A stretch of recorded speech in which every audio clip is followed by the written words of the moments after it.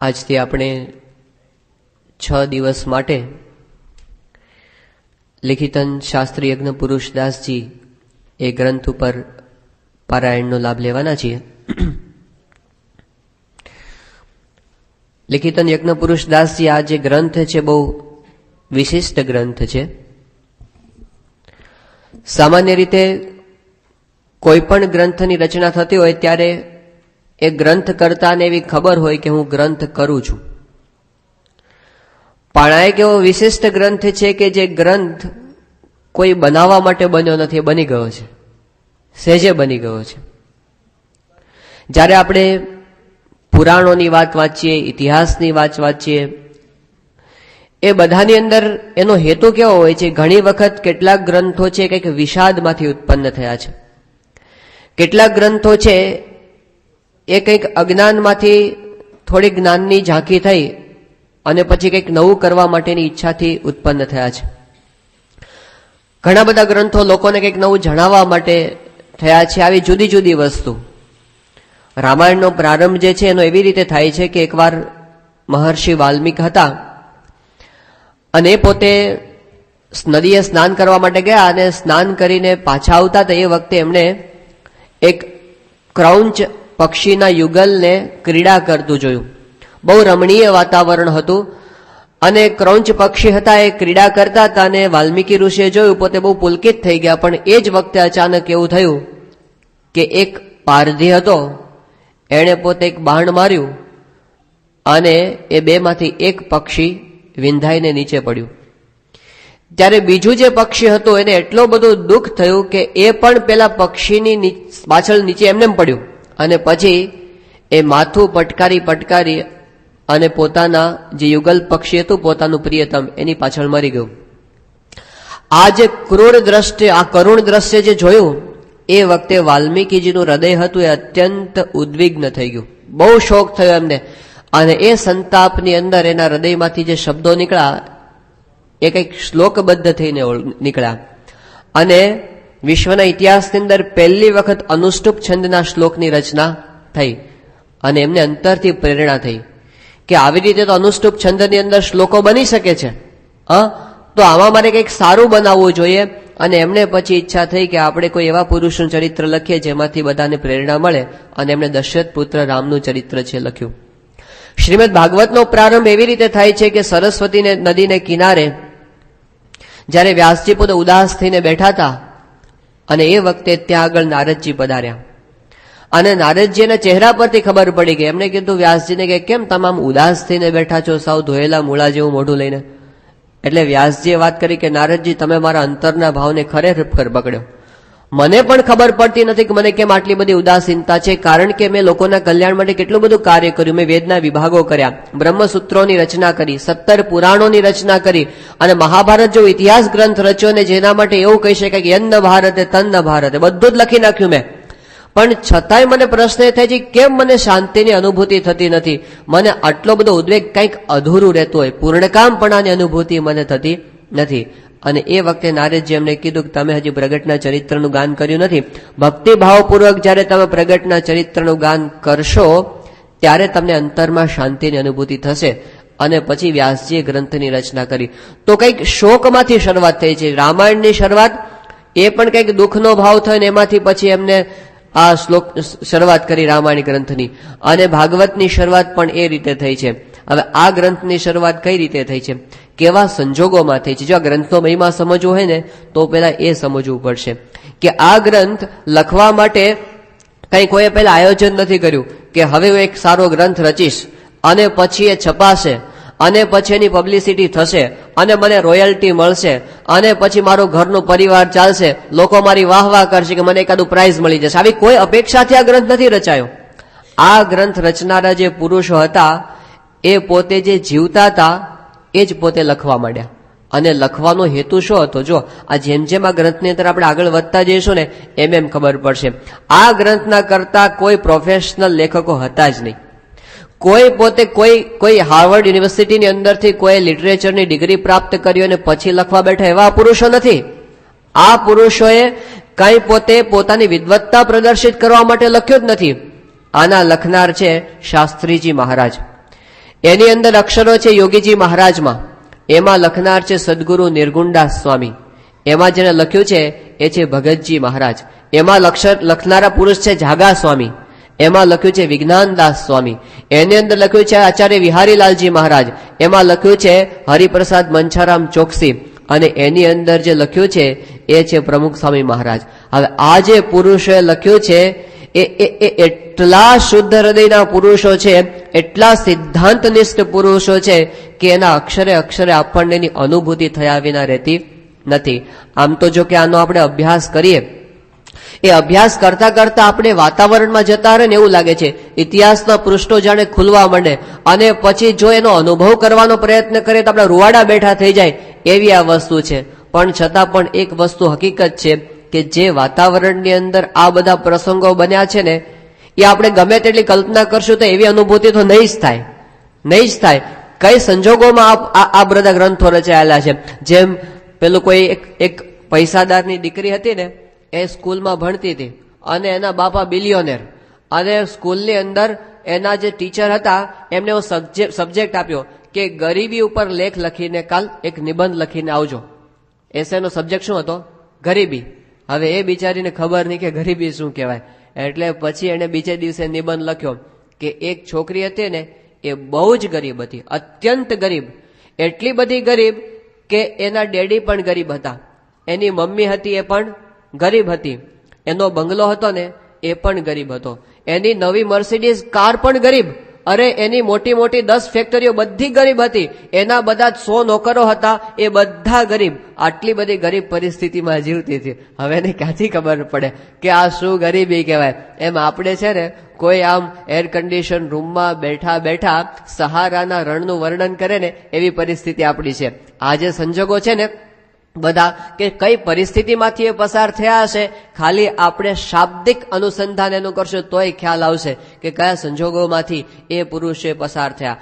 આ ગ્રંથ એમની સમાધિ ભાષામાં લખાયેલો છે. નિર્ગુણદાસ સ્વામી જ્યારે પત્ર લખવા બેઠા હોય એ લખે છે પોતે આફ્રિકા હરિભક્તોને કે અત્યારે મારા શરીરે આમ કસર જેવું છે, તાવ છે, મારો બરડો છે ને ફાટે છે, રાતના 9 વાગે મેં લખવાની શરૂઆત કરી છે, અત્યારે રાતના 2 વાગ્યા છે, સવારે 4 વાગે પત્ર પૂરો થશે અને પછી હું તમને પોસ્ટ કરીશ. 45 પાનાના પત્રો એમણે જે સંજોગોમાં કઈ અસ્મિતાથી લખ્યા હશે, કેવા ઉદ્દેશથી એમને લખ્યા હશે સમજી શકાશે નહીં.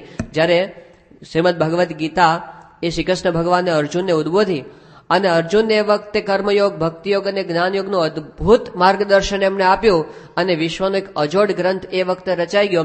મહાભારતની અંદર પ્રસંગ આવે છે કે ત્યાર પછી ઘણા વર્ષો પછી અર્જુનને એકવાર ફરી વિચાર આવ્યો. મહાભારતનું યુદ્ધ તો પૂરું થઈ ગયું હતું અને બધું થાળે પડી ગયું હતું, અને એકવાર નિરાતનો સમય હતો અને કૃષ્ણ ભગવાનને અર્જુન બેઠા હતા, અને એ વખતે અર્જુને શ્રી કૃષ્ણ ભગવાનને કીધું કે પ્રભુ, તમે મને પેલી યુદ્ધ થયું મહાભારતનું, અને એ વખતે આમ 2 સેનાઓ ઉભી હતી અને એની વચ્ચે તમે મને પેલો ઉપદેશ આપ્યો તો એને ફરી વાર આપો ને.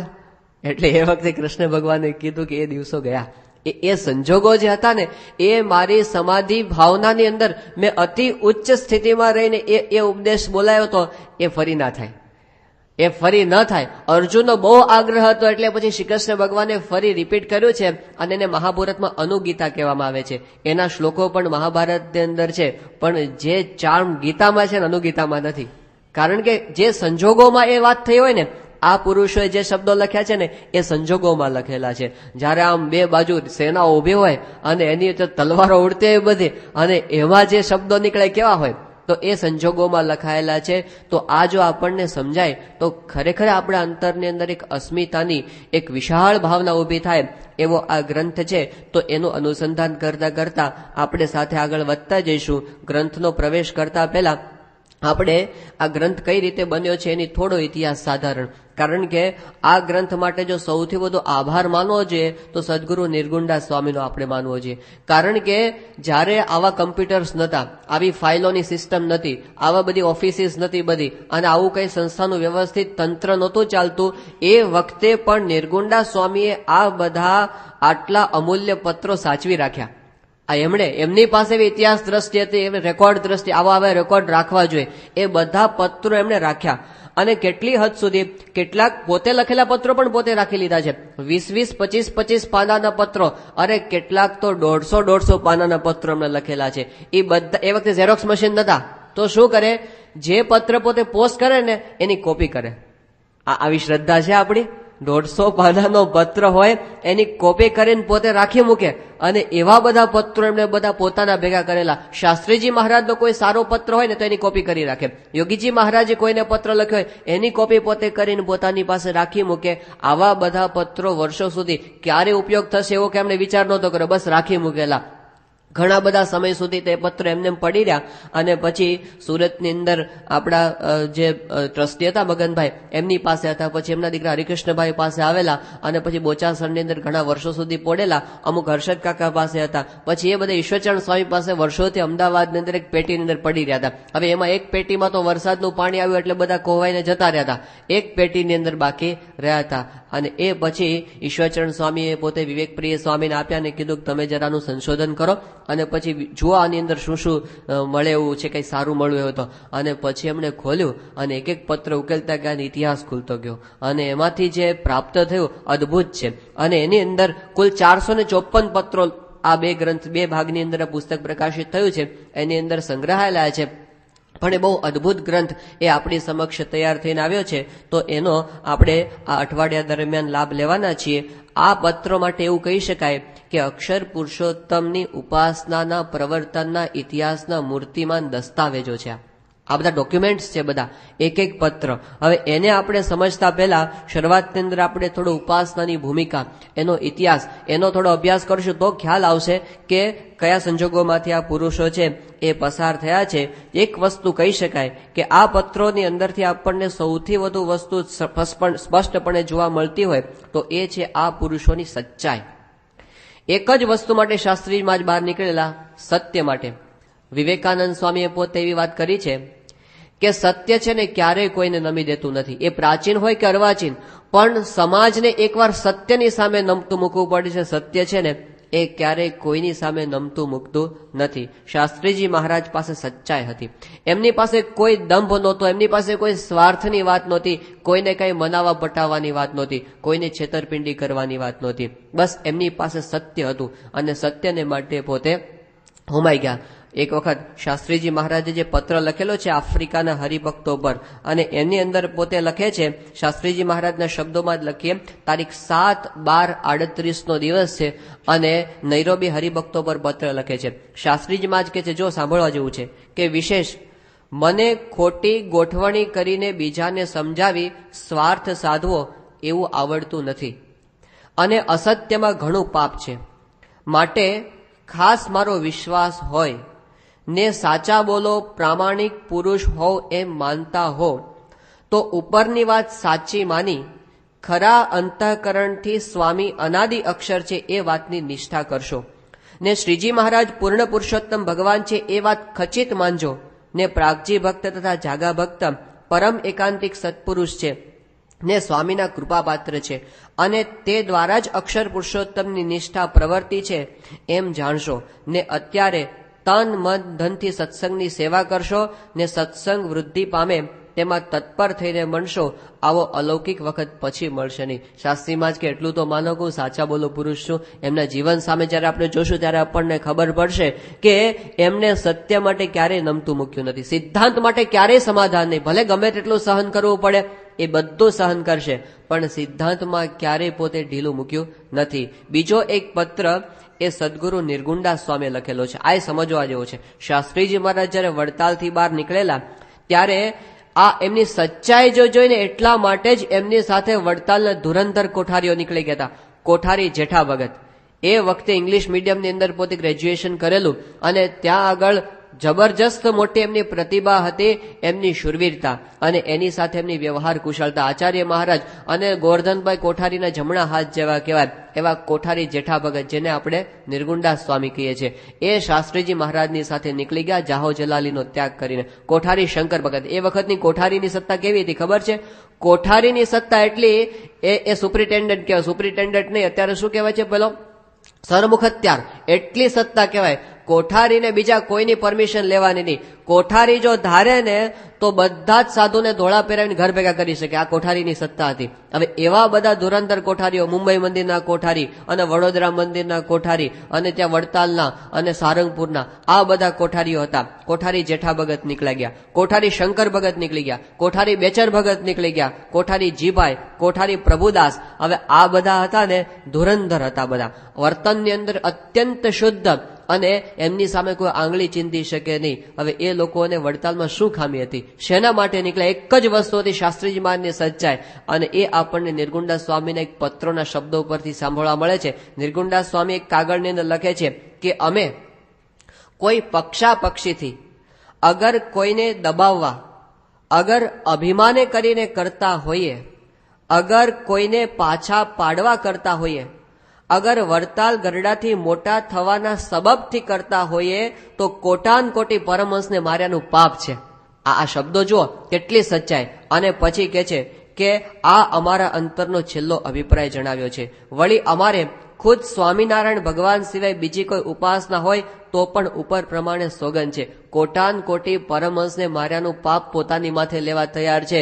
એ પોતે સાચા છે એનું કેટલું કન્વિક્શન હશે કે આ વસ્તુ આમ જ છે, એની દ્રઢતા કેટલી હશે. આ નિર્ગુણદાસ સ્વામી અને આ શાસ્ત્રીજી મહારાજ એમણે જે કરેલું છે, શેના માટે કરેલું છે એ સમજવા માટે આપણે થોડું પાછળ જવું પડશે. થોડા ઇતિહાસની અંદર આગળ જઈએ. શ્રીજી મહારાજના વખતથી યોગીજી મહારાજ એક બહુ નાની વાર્તા કહેતા, સમજવા જેવી. એના પરથી આપણે આના પર આવીશું. યોગીજી મહારાજ કહેતા કે એકવાર છે ને બે મિત્રો હતા. એક હતો આંધળો અને એક હતો લંગડો. હવે આંધળો હતો ને એ શું કરે? જોઈ ન શકે. લંગડો હતો એ ચાલી ન શકે. બંને મિત્રો પાકા પણ, એટલે બંને એવા એકબીજાની સાથે હળી મળી ગયેલા, એકબીજાનું કામ કરી નાખે. એટલે શું કરે?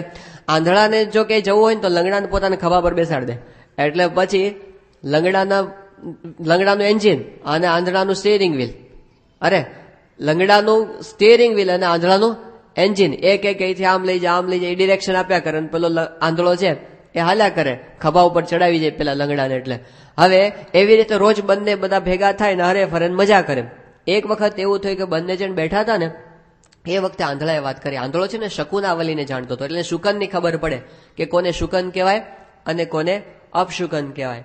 એટલે એણે પેલા લંગડાને વાત કરી કે લંગડા, જો આપણી આંખ ખુલ્લી હોય અને કાળી દેવચકલી આપણી સામે એક હળનું સગન હોય એમાંથી 3 વાર પસાર થઈ જાય અને જો આપણી આંખ ફરકે નહીં તો એને સારામાં સારું શુકન કહેવાય. પછી દુનિયામાં કોઈ આપણને પાછા પાડી શકે નહીં.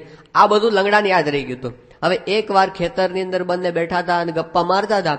એ વખતે પેલો લંગડો જોતો હતો અને ત્યાં એક કાળી દેવચકલી આવી અને સામે જ હળ પડ્યું હતું અને હળના સગનમાંથી નીકળી ગઈ.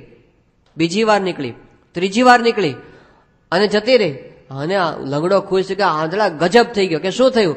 કે કાળી દેવચકલી હળના સગનમાંથી 3 વાર પસાર થઈ ગઈ. કે તે જોયું? કે હા જોયું. તારી આંખ ફરકી હતી કે જરાય નહોતી ફરકી? તો કે ફતેહ કર, હવે કોઈ દુનિયામાં આપણને પાછા પાડી શકે એમ નથી. બેહી જા મારા ખભા ઉપર. કે ક્યાં જવું છે? કે બસ હાલવા જ માંડ, મને શહેરની વચ્ચોવચ લઈ જા. અને પછી તો બંને હાલવા માંડ્યા અને નજીકનું શહેર હતું. બપોરના 12 વાગ્યાનો સમય થયો હતો અને બજારની વચ્ચે બંને હાલતા હાલતા નીકળ્યા. અને એ વખતે આંધળાએ કીધું કે લંગડા, હારામ હારી દુકાન દેખાય ને એમાં ચડી જા. એ કે પણ એ તો ઝવેરીની દુકાન મોટી દેખાય. કે ચડી જા અંદર. કે કોકની દુકાનમાં ચડાય આપણને પૂછ્યા વગર? એ કે પેલું કાળી દેવચકલીનું કેમ છે? કે એ બરાબર છે. 3 વાર પસાર થઈ હતી? કે હા 3 વાર. આંખ ફરકી હતી? કે જરાય નહીં. તો કે તો ઘૂસી જ જા, કોઈ કાંઈ કરવા નથી. એટલે અંદર ચડી ગયા. અને પછી કીધું જો શું વાતાવરણ છે? એ કે જો શેઠ તો દેખાતા નથી, નોકર છે ને બધા જોકે ચડ્યા છે. એ કે સામે તિજોરી દેખાય છે? કે હા. ખુલ્લી છે કે બંધ છે? કે ખુલ્લી છે. ખોલી નાખ. કે એ કે કોકની તિજોરીને અડિયન કોક પકડી નાખે, મારી નાખે તો આપણને લઈ જશે હમણાં. પેલા તો કે કાળી દેવચકલીનું કેમ છે? કે એ બરાબર છે.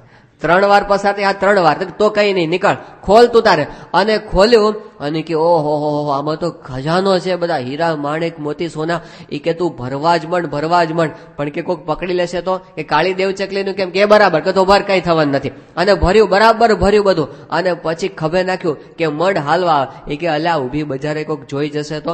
એ કે કઈ થવાનું નથી. કાળી દેવચકલીનું કેમ? કે બરાબર. કે હાલ, હાલવા જ માંડ. અને ઊભી બજારે આંધળો ને લંગડો આટલી મોટી દુકાન લૂંટીને હાલ્યા. હવે ત્યાં શહેરની બહાર પહોંચ્યા 2-3 ગાંવ, આ બાજુ અડધો કલાક થયો ને શેઠ આવ્યા, આમ જમીને ઓડકાર ખાતા ખાતા જો ખાલી બધું. એટલે એમણે કીધું કોણે કર્યું આ બધું? પેલા નોકરો છે કે હાફળા ફાફળા થઈ ગયા. ત્યાં કોકે વાત કરી કે દુકાનમાંથી નીકળીને એક આંધળો લગડો હમણાં અડધો 1 કલાક પહેલા આ બાજુ નીકળતા હતા. એટલે પેલા શેઠે તાત્કાલિક પોલીસ બોલાવી અને બધે ઘોડા ઉપર પોલીસ આવી ગઈ અને તો પેલાનો પીછો કર્યો ડિરેક્શનની અંદર. હવે માંડ પેલા 1-2 ગાંવ ગયા છે તો પાછળથી પોલીસ દેખાણી. અને એ વખતે પેલા લંગડાએ કીધું કે આંધળા આવી બન્યું કે શું એ પાછળ પોલીસની વાર આવે છે, પકડી લેશે આપણને. આંધળો કે કાળી દેવ ચકલીનું કેમ છે કે બરાબર છે, 3 વાર પસાર, આ 3 વાર આંખ ફરકી હતી કે નહોતી ફરકી, તો કઈ ચિંતા કરવાની, રસ્તાની નીચે ઉતરી જાય, હાલ બાજુમાં ઉતરી ગયા. પેલા દોડ્યા જ ગયા, કોઈને દેખાણા જ નહીં આંધળો ને લંગડો.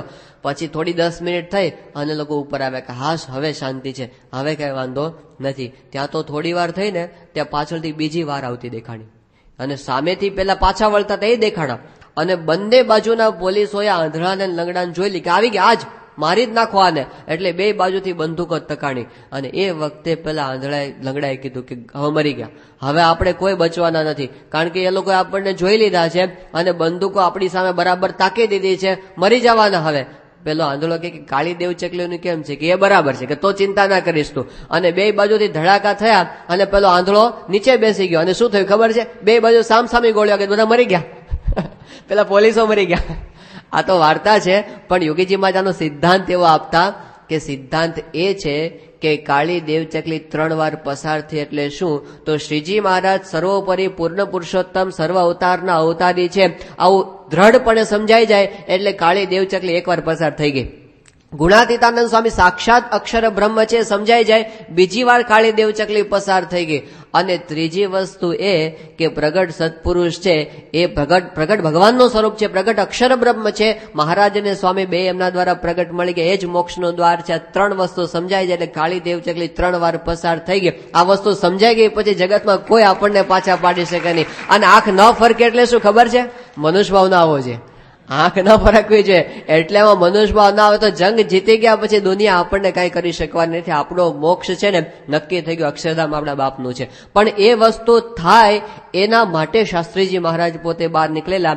આ ઉપાસના પ્રવર્તનના દસ્તાવેજો છે બધા. જો જગતની અંદર ઘણા બધા પ્રકારના દાન ચાલે છે, કેટલાક અન્નદાન ચાલે, કેટલાક વિદ્યાદાન ચાલે, કેટલાક છે બધા વસ્ત્રદાન ને એવું બધું ચાલે. પણ આ જે દાન છે ને અભયદાન, જન્મો જન્મનું દારિદ્ર્ય ફીટી જાય એક જ વસ્તુ છે આ ઉપાસનાથી. શ્રીજી મહારાજ કે બીજો એ સિવાય બીજો કોઈ ઉપાય નથી. શ્રીજી મહારાજે કાર્યાણીનું 10મું વચનામૃત, મધ્યનું 21મું વચનામૃત મહારાજે સ્પષ્ટપણે સમજાવ્યું છે કે ઉપાસનાથી જ કલ્યાણ છે, બીજો મોક્ષનો કોઈ. તમે ગમે તેટલા તપ કરો, વ્રત કરો, દાન કરો, યજ્ઞ કરો, ગમે તે કરો, જ્યાં સુધી ભગવાનનું સ્વરૂપ ન સમજાય ત્યાં સુધી અક્ષરધામનું દ્વાર ઉઘડતું નથી. એટલું જ નહીં, ઘણા લોકો સાધના કરતા હોય છે ને કે હું કામને બાળી નાખું, ક્રોધને બાળી નાખું, મારા બધા દોષો છે ટાળી નાખું. શ્રીજી મહારાજના વચનો જુઓ, પંચાળાનું 7મું વચનામૃત. શ્રીજી મહારાજ કે જેને ભગવાનનો સ્વરૂપનો નિશ્ચય નથી થયો અને એ પોતાના દોષને ટાળવા માટે પ્રયત્ન કરે છે, મહારાજ કે એ ઉર્ધ્વ રહેતા નૈષ્ઠિક બ્રહ્મચારી હોય, ઉર્ધ્વ રહેતા નૈષ્ઠિક બ્રહ્મચારી અને મહાત્યાગી હોય તો પણ તેનું કલ્યાણ થવું અતિ કઠણ છે. અને એની સામે મહારાજે મધ્ય 14માં એવી વાત કરી છે કે આવી રીતે ભગવાનનું સ્વરૂપ જે નથી સમજો અને તે સુધો કામ ક્રોધાદિકને ટાળ્યામાં સાવધાન રહેતો હશે તો પણ એના ટાળ્યા કામાદિક નહીં ટળે અને મૂળગો થઈને ઉલટો નરકમાં જશે. આ વાત શ્રીજી મહારાજે કરી છે. જેમ ગુણાતીતાનંદ સ્વામી ભોગાવા અને પાદરથી પસાર થતા હતા અને ત્યાં આગળ ઢૂંઢિયો હતો, ત્યાં તપ કરતો હતો, પંચાગ્નિ તાપતો હતો. ઉનાળાની અંદર આટલી રેતી તપેલી હતી, એમાં 4 બાજુથી અગ્નિ સળગાવીને વચ્ચે બેઠો હતો. એ વખતે ગુણાતીતાનંદ સ્વામીએ શિવલાલ શેઠને કીધું કે શિવલાલ, આ ઓલો ઢૂંઢિયો તપ કરે છે ને એ છે ને ઢોલ વગાડતો નરકે જશે, ઢોલ વગાડતો. અને સ્વામી કે ગૃહસ્થ હરિભક્ત હોય, એને પોતાને ઘરની અંદર બૈરી હોય, છોકરા હોય, એની ખેતર વાડી હોય, એને બધા 8 ભેંસો હોય અને 16 બળદ હોય અને એટલા હળ હોય અને મોટો વ્યવહાર હોય ને તો પણ જો ભગવાનનો દ્રઢ આશરો છે ને તો કુટુંબે સહિત એનો મોક્ષ થશે. તો આ ઉપાસના છે ને એ માસ્ટર કી છે, કારણ કે એના મને કોઈ સાધન સિદ્ધ થતા નથી. મહારાજે પ્રથમના 56માં વચનામૃતમાં મુક્તાન સ્વામીને બહુ દ્રઢપણે કહી દીધું. મુક્તાન સ્વામી કે મહારાજ અમે કથા વાર્તામાંથી એવું સાંભળીએ છીએ કે દેહ ને આત્મા નોખા છે, એનો પ્રયત્ન તો બહુ કરીએ છીએ કે દેહને આત્માને નોખો સમજવા માટે, પણ એ કેમ થતા નથી. અને જ્યારે ભજન સ્મરણ કરવા બેસી ત્યારે પાછું ભેગું થઈ જાય છે, વિષય મળે ત્યારે પાછું દેહને આત્મા ભેગા થઈ જાય છે. આનો શો ઉપાય? એ વખતે મહારાજે કીધું, અરે મુક્તાનંદ સ્વામીને, કે સ્વામી એ તો એનો સિદ્ધાંત એ છે કે કેટલાક સિદ્ધ થાય છે, કેટલાક સર્વજ્ઞ થાય છે, કેટલાક દેવતા થાય છે, એવી અનંત પ્રકારની સિદ્ધિને પામે છે અને મોટપને પામે છે, પણ પોતાના ઈષ્ટદેવની ઉપાસનાના બળ વિના કોઈ સાધન સિદ્ધ થતા નથી. આ સિદ્ધાંત છે. તો શ્રીજી મહારાજે એ આપી દીધું આપણને કે ઉપાસના સમજવાની છે, ઈષ્ટદેવનું સ્વરૂપ સમજવાનું છે. એ સમજ્યા વિના મોક્ષનું દ્વાર ઉઘાડું ન થાય. સાધન બધા કર્યા કરો. જો અંત્યના બીજા વચરામાં બહુ સ્પષ્ટપણે મહારાજે આ વાત કરી, સમજવા જેવી છે. મહારાજે પોતે પ્રશ્ન પૂછેલો છે કે આપણે બધા જોઈએ છીએ કે જગત નાશવંત છે, કોને ખબર નથી? બધા જ ભજનો ગાય છે કે દેહ નાશવંત છે. અને બીજું સ્વામી કે છે કે દેહને મૂકીને ચૈતન્ય જુદો થઈ જાય છે, એ પણ આપણને દેખાય છે. આ બધું દેખાય છે છતાં પણ મહારાજ કે જગતનું પ્રધાનપણું અંતરમાંથી મટતું નથી, અને એને લીધે આપણે દુઃખી છીએ ને. શ્રીજી મહારાજે કેવો સ્પષ્ટ સિદ્ધાંત આપ્યો છે. આખી દુનિયા સુખી થવા માટે પ્રયત્ન કરે છે ને, પણ મહારાજે અંત્યના 38માં સિદ્ધાંત આપી દીધો કે 6 વાના જેને હોય એને જીવતે ને મરીને પણ સુખ તો ક્યારે થાય જ નહીં. એ 6 વાના કયા? શ્રીજી મહારાજ કે એક તો દ્રવ્યાદિકનો લોભ, બીજું સ્ત્રીને વિશે બેઠ્યા ઉઠ્યાની વાસના, ત્રીજું દેહાભિમાન, ચોથું રસને વિશે જીહવાની આસક્તિ, પાંચમું સંબંધીમાં હેત, અને છઠ્ઠું કુસંગીની અંદર હેત રહી જાય. આ 6 વાના જેને હોય તેને કોઈ દિવસ જીવતે અને મરીને પણ સુખ તો ક્યારે થાય જ નહીં. એ અમેરિકાના પ્રમુખ હશે તોય નહીં થાય. 6 વાના જ્યાં સુધી પૂછડું લઈને ફરતા હશે ને સુખ નહીં થાય. અને 6 વાનાને એક શબ્દમાં જો કેવું હોય તો જગતનું પ્રધાનપણું. ગમે તેટલા પદાર્થો ભેગા કરો પણ આ બધું ભેગો લઈને કચરો ફરીએ છીએ, ક્યાંથી સુખ આવે? તો એમાંથી કેવી રીતે મુક્ત થાય? મહારાજ કે તમે તપશ્ચર્યા કરશો એનાથી મુક્ત નહીં થાય. અંતનું બીજું શું કે છે? મહારાજ કે છે કે એના માટેનો ઉપાય એ છે કે બ્રહ્માદિકને પણ દુર્લભ એવો સત્સંગ આપણને મળ્યો તો આપણને પણ કેમ જગત પ્રધાન પણ મળતું નથી? મહારાજ કે જે પરોક્ષને વિશે પ્રતીતિ છે, પ્રત્યક્ષને વિશે દ્રઢપણે પ્રતીતિ આવતી નથી. અને પછી મહારાજ બોલ્યા કે જેવી પરોક્ષ દેવને વિશે પ્રતીતિ છે એવી પ્રત્યક્ષ ગુરુરૂપ હરિને વિશે પ્રતીતિ આવે તો જેટલા અર્થ સિદ્ધ કરવાના કાચ બધા અર્થ એને સિદ્ધ, કઈ સાધન કરવાના બાકી ન રહે. દેહ છતાં બ્રહ્મરૂપ થઈ જાય. અને મહારાજે મધ્ય 21માં એ જ વાત કરી કે પરોક્ષના જેવું પ્રગટનો મહિમા સમજવાનો છે. અને પછી શ્રીજી મહારાજ કે આ વાત એક વાર કહીએ સમજો અથવા લાખ વાર કહીએ સમજો. આજ સમજો અથવા લાખ વર્ષ કેળે સમજો, વાત સમજે જ છૂટકો છે. હવે આપણને કોઈ કે તમને સખત માથાનો દુખાવો છે, એક ગોળી આપું છું, આજે લેશો તો આજે મળશે, અઠવાડિયા પછી લેશો તો અઠવાડિયા પછી, આવતા વર્ષે લેશો તો આવતા વર્ષે. ક્યારે લઈએ? મહારાજે સિદ્ધાંત કરી દીધો કે ગમે ત્યારે એક દિવસ આખી દુનિયાને પ્રગટ અક્ષર પુરુષોત્તમને સત્પુરુષની વાત સમજાવીને છૂટકો નથી. આ પૂર્ણ પુરુષોત્તમ નારાયણના વચનો છે, આ લોકના કોઈ પુરુષના વચનો નથી. એટલે સિદ્ધાંત વાત છે. તો શ્રીજી મહારાજે આપણને કીધું ઉપાસના સમજાવીને છૂટકો નથી, પણ એ વાત સમજાવે કોણ? આ મોટો પ્રશ્ન. જો બીજું બધું સમજાવનાર તો આપણને મળે. જે લૌકિક વિદ્યા શીખવા હોય એ લૌકિક આપણને શીખવે, પણ પારલૌકિક વિદ્યા જે ભગવાનના સ્વરૂપની વિદ્યા એ ભગવાનનો સાક્ષાત્કાર થયા વિના કોણ સમજાવી શકે? તો જેને જેટલું જ્ઞાન હોય ને એ બીજાને આપી શકે. તો એવા આધ્યાત્મિક પુરુષની જરૂર પડે કે જેણે આ જ્ઞાન સિદ્ધ કરેલું હોય. શાસ્ત્રીજી મહારાજ એ પુરુષ હતા. એ અક્ષર અને પુરુષોત્તમને જેમ જેમ સમજતા હતા અને પછી એમણે આ વાત આપેલી છે. પણ આ વાત આપણને આપવા માટે એમને કેટલો સંઘર્ષ કરવો પડેલો છે, કેટલો ભીડો બેઠવો પડેલો છે, એ આપણે સમજીએ ત્યારે ખ્યાલ આવે. ભગવાન સ્વામિનારાયણના વખતની અંદર ઘણા બધા પરમહંસો હતા, 500 પરમહંસો.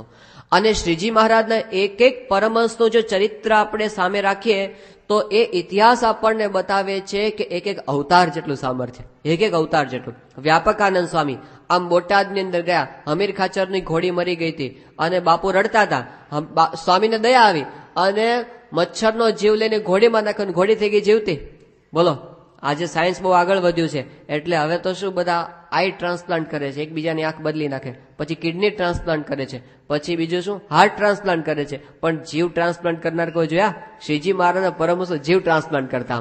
એ સામર્થ્યનું તો મરેલાને જીવતા કરી શકે એવા શ્રીજી મહારાજના પરમહંસો હતા. ગોપાળાનંદ સ્વામી પાસે પેલા ભગત ગયા કે સ્વામી આ બધું મારી ભૂલ થઈ ગઈ છે અને ગ્રહણ થશે તો મારે માથું કાપવું પડશે એવી પ્રતિજ્ઞા મેં કરી છે.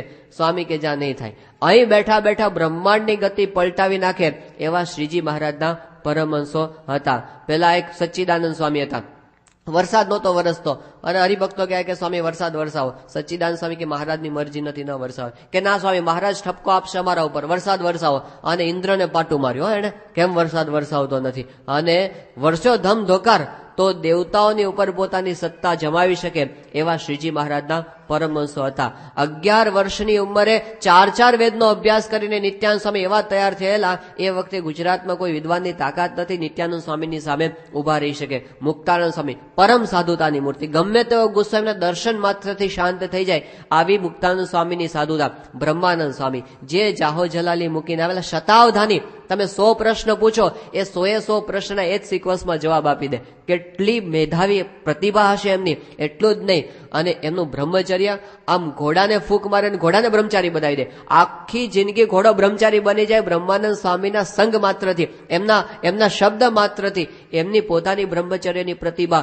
કેટલી ઉચ્ચ કક્ષાની હશે એવા બ્રહ્માનંદ સ્વામી. પેલા નિષ્કુળાનંદ સ્વામી તીવ્ર વૈરાગ્યની મૂર્તિ. ગમે તેવો વિષય જીવ હોય, નિષ્કુળાનંદ સ્વામીની વાણી સાંભળે જગત ખારું ઝેર જેવું થઈ જાય. આવા નિષ્કુળાનંદ સ્વામી મહારાજના પરમહંસ. હવે એમની ગાથાઓ કરવા બેસીએ તો પાર ના આવે. પણ એ પરમહંસોને જેમને વશ વર્તાવ્યા, એ પરમહંસોએ જેમને પ્રત્યક્ષ ભગવાન તરીકે ઓળખ્યા, સ્વીકાર્યા, એટલો જ નહીં સર્વોપરી ભગવાન તરીકે ઓળખ્યા અને સ્વીકાર્યા, એ શ્રીજી મહારાજ પોતે પૃથ્વી પર અનંત જીવનું કલ્યાણ કરવા માટે આવેલા. પણ એ થાય ક્યારે? જો શ્રીજી મહારાજે વાવ તળાવ કુવા ખોદાવ્યા છે, શ્રીજી મહારાજે સદાવ્રતોની સ્થાપના કરી છે, શ્રીજી મહારાજે પોતે બાળકીને દૂધ પીતી બંધ કરાવી છે, શ્રીજી મહારાજે મહિલાઓના ઉત્કર્ષ માટે, એ લોકો માટે મહારાજે અભ્યાસની વ્યવસ્થાઓ બધી કરાવી છે, શ્રીજી મહારાજે પેલા દલિતોના ઉદ્ધાર માટેના કાર્યો પણ મહારાજે ઘણા બધા કરેલા છે. મહારાજે સાક્ષરતા અભિયાન પણ એ વખતે એ સમયની રીતે મહારાજે ચલાવેલું છે. દુકાળના સમયની અંદર મહારાજે રાહત કાર્યોને એ બધું પણ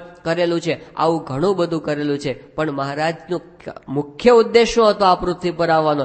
એ તો આ તો બધું તો કોઈ સમાજ સેવકો છે ને એ બધા પણ કરી શકે. પણ શ્રીજી મહારાજનું અંતિમ અને મુખ્ય કાર્ય એ હતું કે આપણને બધાને માયાના બંધનથી પર કરી અને બ્રહ્મરૂપ કરીને અક્ષરધામના અધિકારી બનાવવા, આ મોટો ઉદ્દેશ હતો. અને એના માટે અનિવાર્ય હતું કે મહારાજનું સ્વરૂપ તો સમજવું પડે કે નહીં, કોણ છે તો સમજવું પડે કે નહીં. બાકી શ્રી કૃષ્ણ ભગવાનની વખતની અંદર બધા ગોપીઓ હતી એ ભગવાનના સ્વરૂપને સમજી ગઈ તો એમનું કલ્યાણ થઈ ગયું. અને પેલા ઋષિમુનિઓ હતા, બધી તપશ્ચર્યા ઘણી કરતા હતા, પણ શ્રી કૃષ્ણ ભગવાનને સમજી શક્યા નહીં. તો પછી ભાગવત કહે છે કે એમને અંતે પસ્તાવો થઈ ગયો. ભાગવત પોતે વાત કરે છે કે જ્યારે ઉદ્ધવજી અને વિદુરજી બંને મળ્યા, વિદુરજી છે ને પોતે મહાભારતનું યુદ્ધ શરૂ થયું પહેલા નીકળી ગયા હતા, એટલે એમને તો આવું ભયંકર સંહાર જોવો જ નહોતો, એટલે તીર્થયાત્રા કરવા માટે નીકળી ગયા. આ બાજુ મહાભારતનું યુદ્ધ ખેલાઈ ગયું અને લાખોનો સંહાર થઈ ગયો. પછી તો શ્રી કૃષ્ણ ભગવાન પોતે દ્વારિકા પણ ગયા અને ત્યાર પછી યાદવા સ્થળી પણ થઈ અને એની અંદર આખા યાદવ કુળનો નાશ થઈ ગયો. શ્રી કૃષ્ણ ભગવાને પણ પોતે દેહ ત્યાગ કરી દીધો.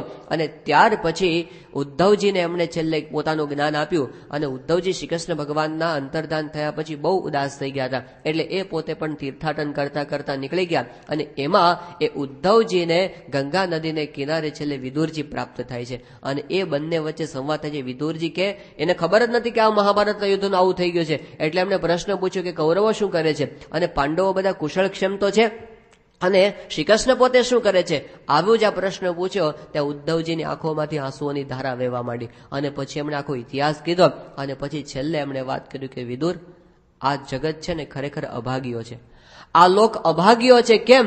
એમણે કીધું કે ભગવાન છે પોતે પૃથ્વી પર આવ્યા, આ લોક એને ઓળખી શક્યો નહીં. અને છેલ્લે એમણે વાત કરી કે બીજું તો બધું ઠીક છે, દુર્ભગો બત લોકોયમ યદવો નિતરામ અપી, આખું જગત તો અભાગ્યો પણ યાદવો તો નિરંતરના અભાગ્યા, કારણ કે ભગવાનની ભેળા રહીને ભગવાનને સમજી શક્યા નહીં. એમ શ્રીજી મહારાજ પૃથ્વી પર આવ્યા, જે સમજી શક્યા ને એ ભાગ્યશાળી. પણ કેટલાક ભેગા રહ્યા થકા પણ સમજવામાં ઘણાને અઘરું પડેલું એ વખતે. મહારાજના ચરિત્રો અદભુત હતા. બધા અવતારોને પોતાની મૂર્તિમાંથી પ્રગટ કરી પોતાની મૂર્તિમાં લીન થતા મહારાજે પોતે બતાવ્યા. શ્રીજી મહારાજે પોતે આધ્યાત્મિકતાના ઇતિહાસમાં ક્યાંય ન મળે એવું સમાધિ પ્રકરણ પ્રવર્તાવ્યું. અષ્ટાંગ યોગની સમાધિ શ્રીજી મહારાજ સામાન્ય જીવોને કરી દે.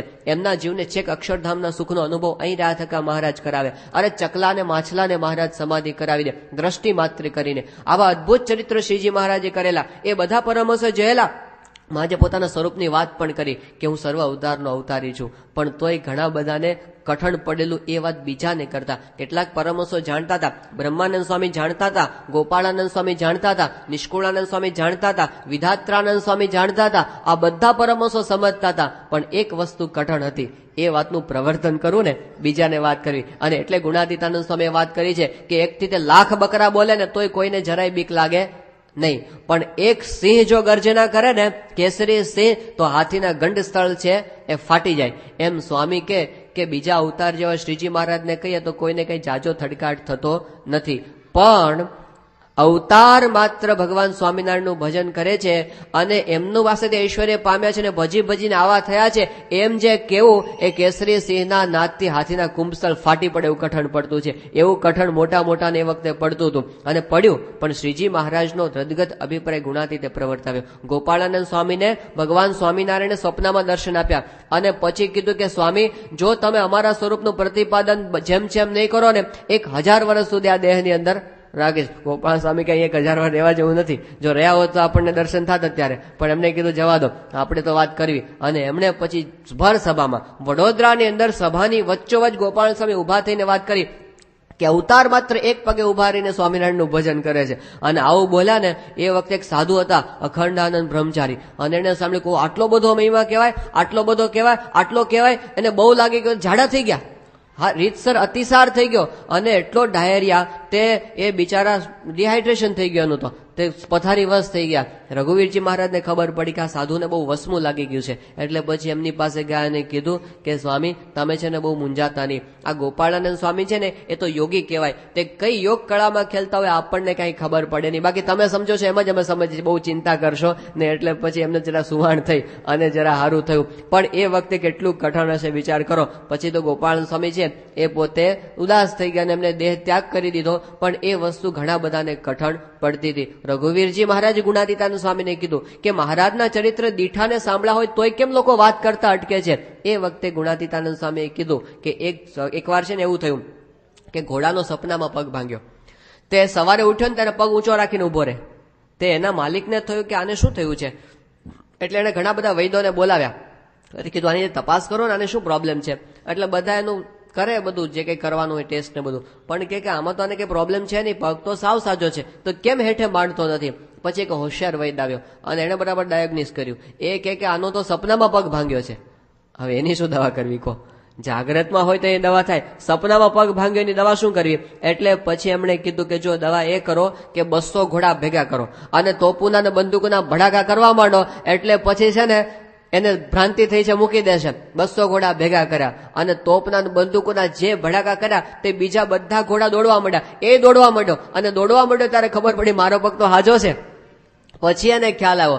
એ દ્રષ્ટાંત આપીને ગુણાતીતાનંદ સ્વામીએ કીધું કે જેમ ઘોડાને પોતાનો પગ ભાંગી ગયો એવી ભ્રાંતિ થઈ હતી ને, એવી રીતે શાસ્ત્રના શબ્દોની ભ્રાંતિ પડી ગઈ છે. એટલે મહારાજની જેમ જેમ વાત કરતા કેટલાક લોકો છે એ અચકાય છે. એ વખતે અઘરું હતું. શ્રીજી મહારાજ વઢવાણની અંદર હતા.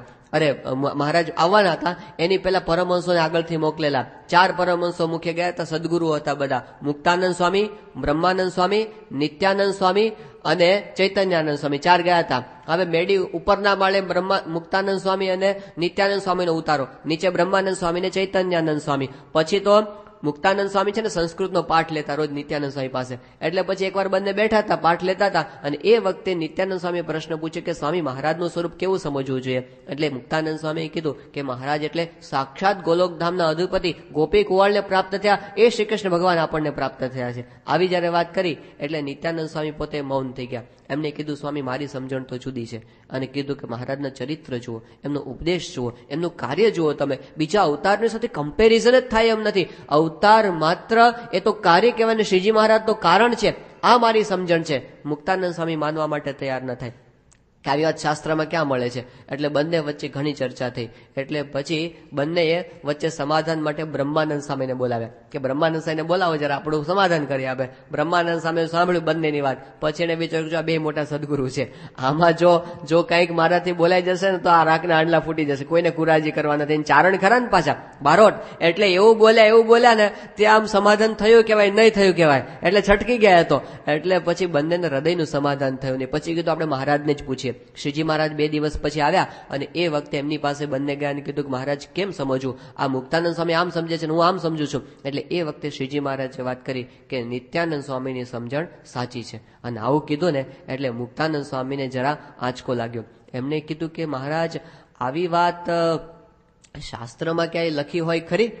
અને મહારાજ છે ને જરા ટટ્ટાર થયા. મહારાજ કે મુક્તાનંદ સ્વામી શાસ્ત્ર કોણે લખ્યા છે?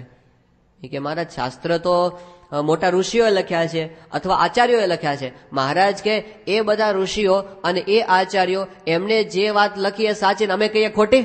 એ કે ના મહારાજ, આપ જેમ કહો ને એમ જ. અને મુક્તાનંદ સ્વામીનો અંતર ભેદાવા માંડ્યું. પણ પછી એમના 28 વર્ષે જયારે નિશ્ચય થયો ત્યારે અંતરમાં જે પ્રકાશ થઈ ગયો, એમની તમામ ગ્રંથિઓ ગળી ગઈ, સુષુપ્તિ અવસ્થા મટી ગઈ. જીવ્યા ત્યાં સુધી મુક્તાનંદ સ્વામી પછી સૂતા નથી. પિયા પાયા તો ફિર ક્યાં સોના. તો સ્વરૂપ સમજાય છે, એનો આનંદ જુદો છે, એની આધ્યાત્મિક સ્થિતિ છે એ જુદી છે. બધું સાધન માત્ર એની અંદર આવી છે. આપણે માર્ગે ચાલ્યા છીએ, આપણે પણ એ સમજવાનું છે. પણ આપણને વસ્તુ સમજાવી છે, સ્વરૂપ સમજવાનો મહિમા તો સમજાવવો જોઈએ ને આપણને, કે આ વસ્તુ કેટલી અગત્યની છે. સાધન માત્ર આમાં સમાવેશ થઈ જાય એટલી મોટી વસ્તુ છે. તો શ્રીજી મહારાજના એ સ્વરૂપના જ્ઞાનનું પ્રવર્તન ગુણાતીતાન સામે છડે ચોક બધે ચાલુ કરી દીધું. અમદાવાદની સભામાં આચાર્ય મહારાજ બેઠા હતા, અયોધ્યા પ્રસાદજી મહારાજ, અને સ્વામીએ જે વાતોનો પ્રવાહ વહાવ્યો શ્રીજી મહારાજના સર્વોપરીપણાનો, એ વખતે આચાર્ય મહારાજને ધ્રાસકો પડી ગયો કે સ્વામી આવી બધી વાતો તમે ક્યાંથી લઈ આવ્યા, તમે કોને આવી વાત કરી? શ્રીજી મહારાજ સ્વામી કે તમારા બાપે વાત કરી છે.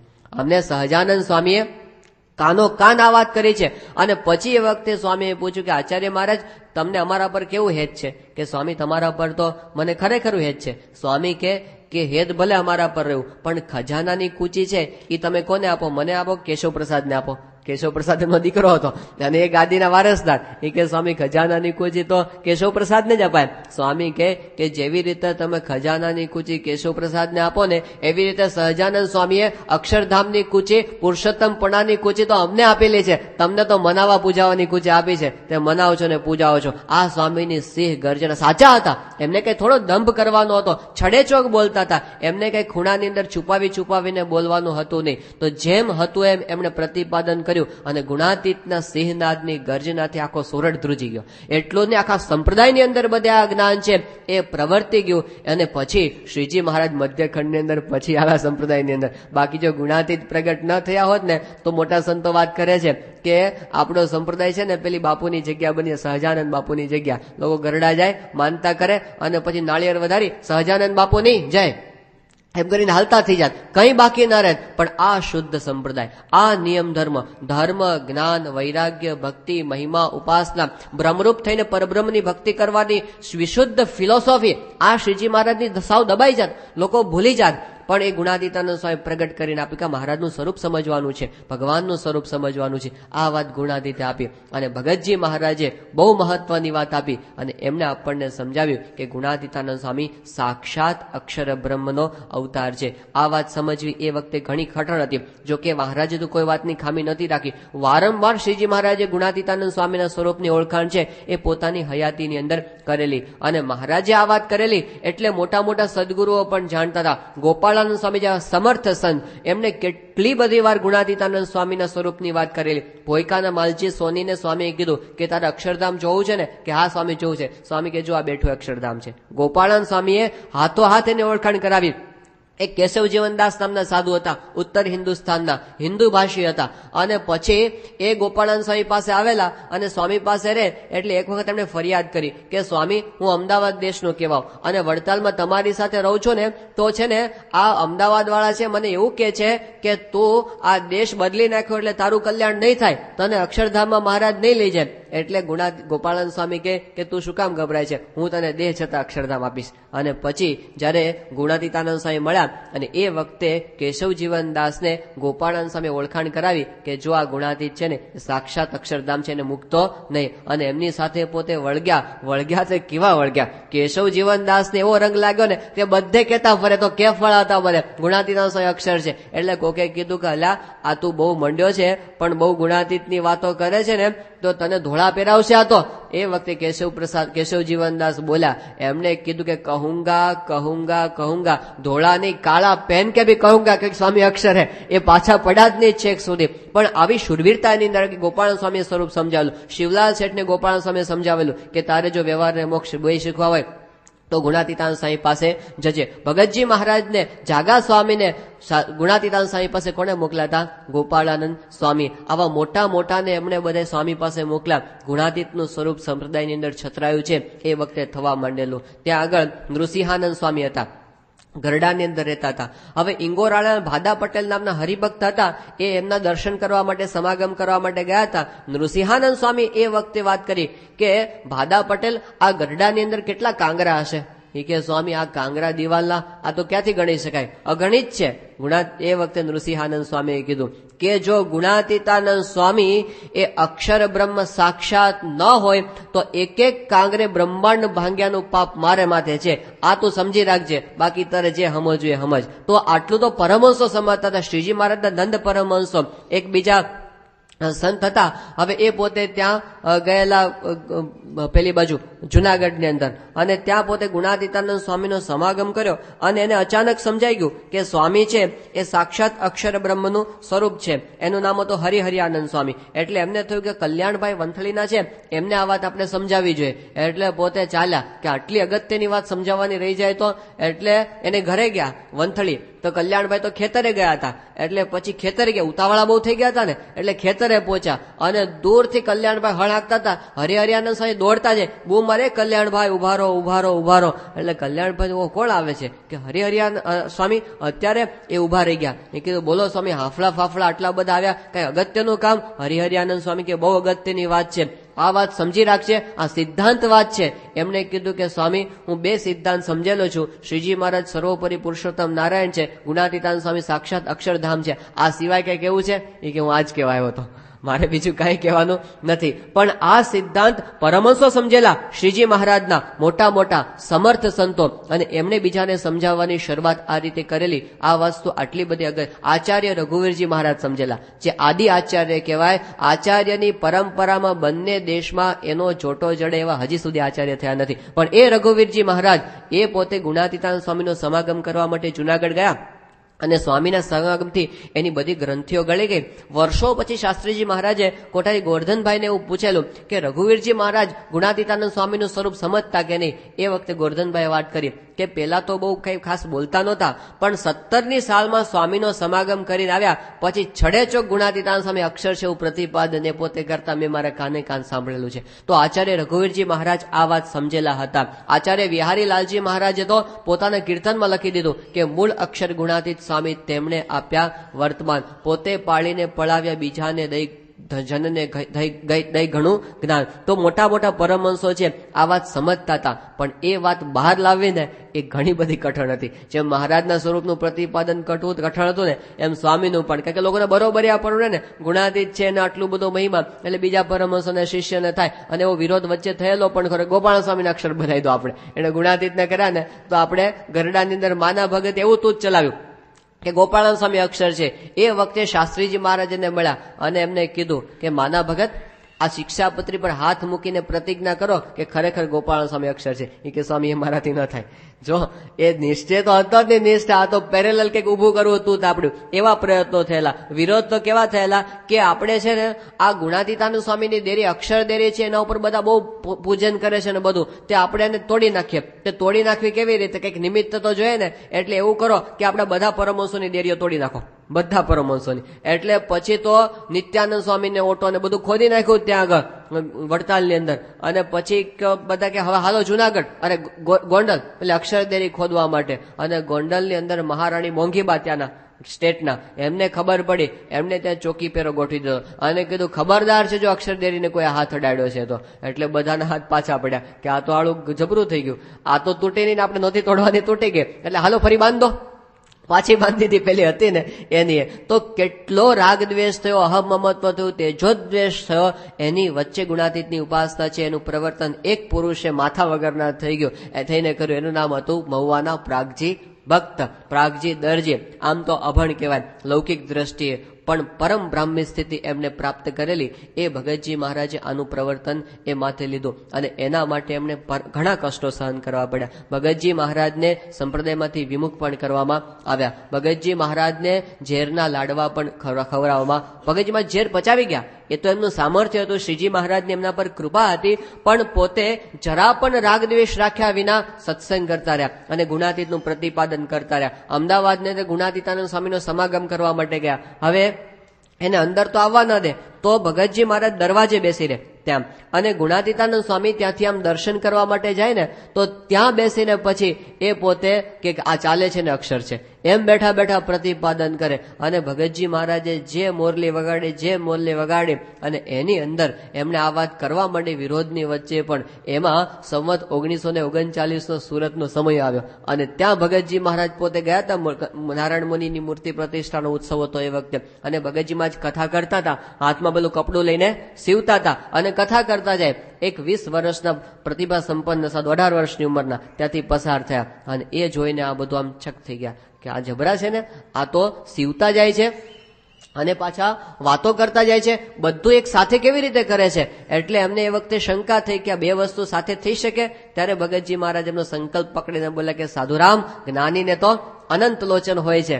અને પછી એમને લાગ્યું કે આ કોઈક અલૌકિક પુરુષ છે. અને પછી જયારે સભા વિખરેણી અને એ વખતે ભગતજી મહારાજ પાસે ગયા અને પછી એમની પાસે બેઠા, એ વખતે ભગતજી મહારાજે કીધું કે સાધુરામ, તમે સ્વામિનારાયણની નિષ્ઠા સમજ્યા છો? એ વખતે પેલા સાધુરામ કોણ હતા? શાસ્ત્રી યજ્ઞ પુરુષ દાસ.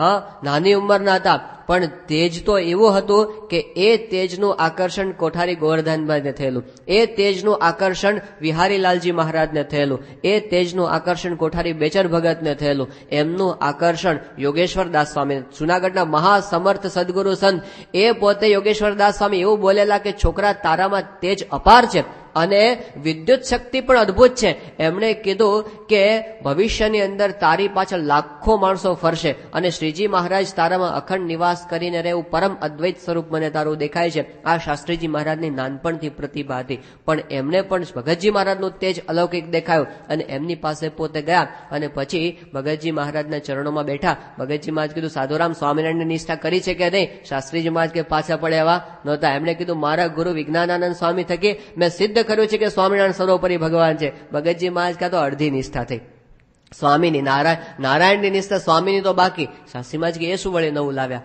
અને એમણે કીધું કે સ્વામિનારાયણની નિષ્ઠા એ કહેવાય ગુણાતીતાનંદ સ્વામી અક્ષર બ્રહ્મ છે એ પાકી નિષ્ઠા થાય તો આ પાકું થયું કે બાકી અધૂરું. એટલે પછી શાસ્ત્રીજી મહારાજે કીધું કે આવી વાત મેં ક્યારે સાંભળી, હું માનું નહીં.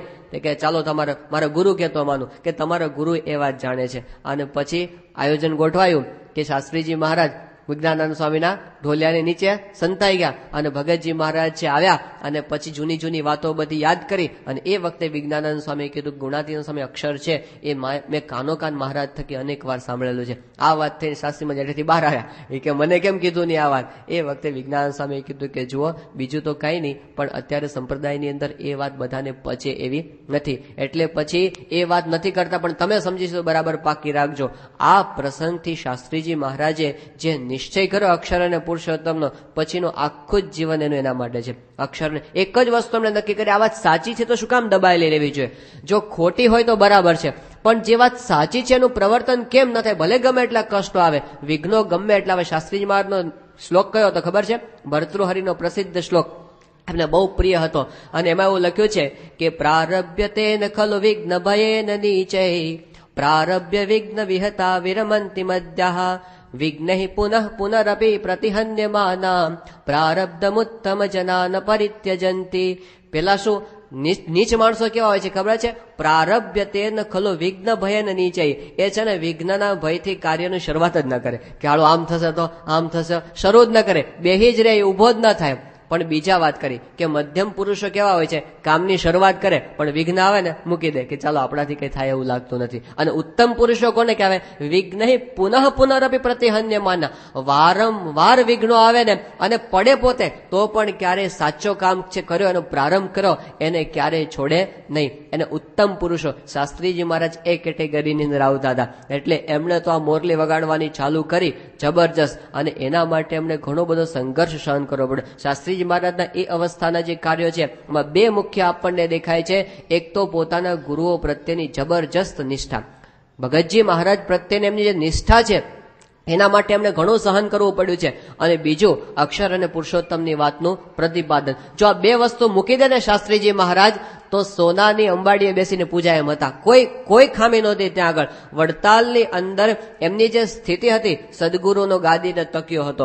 ત્યાં આગળ પોતે આખા સંપ્રદાયની અંદર સૌથી વિદ્વાન સાધુ હતા. અસ્મિન સંપ્રદાય એકમ એવા તો રંગાચાર્ય કહેતા હતા.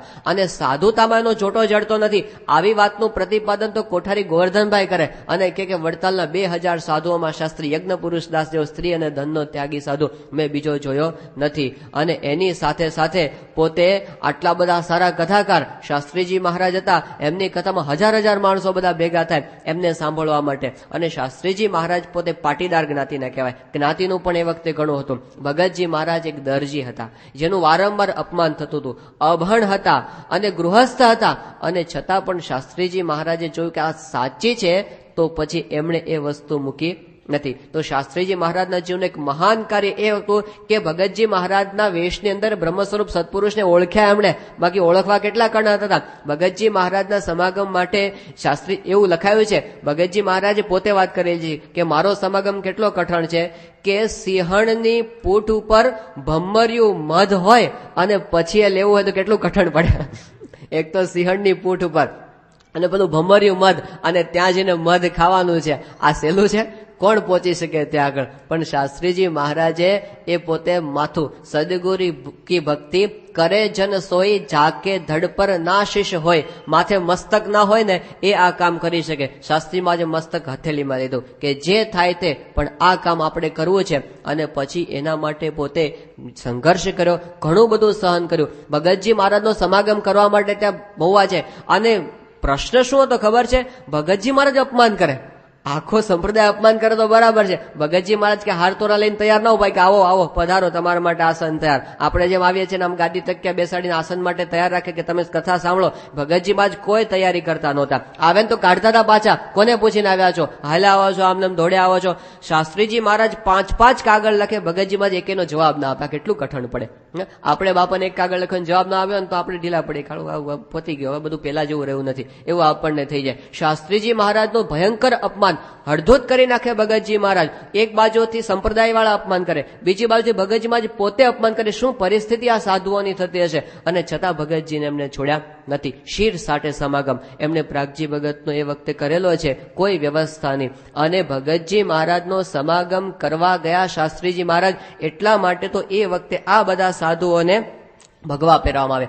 એક સાથે વિજ્ઞાનદાસ સ્વામી, કેશવ પ્રસાદ સ્વામી, યજ્ઞ પુરુષ દાસજી, નારાયણ ચરણ દાસજી, પુરુષોત્તમ દાસજી અને મહાપુરુષ દાસજી, આ 6 સંતોને ભગવા ઉતારીને ધોળા પહેરાવી દેવામાં આવે. બહુ મોટું અપમાન છે, ભયંકર. મરવા કરતા વધારે મોટું અપમાન કહેવાય કે સાધુઓને બહુ મોટું પાપ કર્યું હોય ને એને ભગવા ઉતારીને ધોળા પહેરાવી દેવામાં આવે. આ સાધુઓને ભગવા ઉતારીને પાર્ષદ કરાવી દીધા. અને છતાં પણ એ લોકોએ મૂક્યું નહીં, પછી પણ મૂક્યું નહીં. અને પછી તો વૈશ્યની અંદર એમની કિંમત થઈ, બધાને પાછા સંત બનાવવામાં આવ્યા. પણ અત્યંત વર્તન શુદ્ધ અને ભગવાન સિવાય બીજી કોઈ એના અંતરની અંદર ઈચ્છા નહીં. આવા જે સંતો હતા એમને વગર કારણે કષ્ટ સહન કરવા પડ્યા, પણ સિદ્ધાંત માટે મરણિયા થયા હતા. એમને પોતાની વાત છે એ ક્યારે મૂકે નહીં. શાસ્ત્રીજી મહારાજની કેવી પ્રતિભા હતી, કઈ રીતે એમણે ત્યાંથી કાર્ય કરેલું, આ બધા દસ્તાવેજો આની અંદર પડેલા છે. જેમ જેમ સમય પસાર થતો જશે એમ આપણે એક પછી એક વસ્તુ છે એ આની અંદર જોતા જઈશું. પણ આ એક અદ્ભુત ગ્રંથ છે. આપણે બધાએ